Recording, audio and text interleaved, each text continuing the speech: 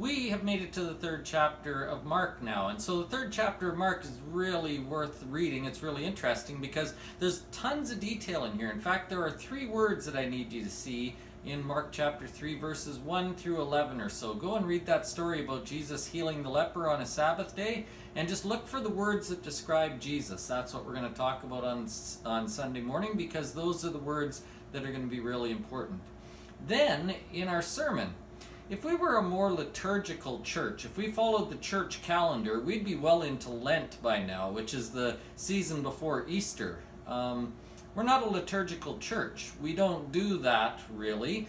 But there's no reason not to talk about the cross.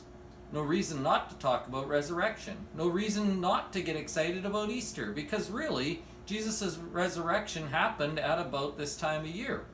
And so, over the next few weeks, we're going to talk a little bit about the cross. We're going to talk a little bit about hope. We're going to talk a little bit about resurrection and new beginnings. But this week, we're going to start by taking a closer look at the details that John shares about the Lord's Supper.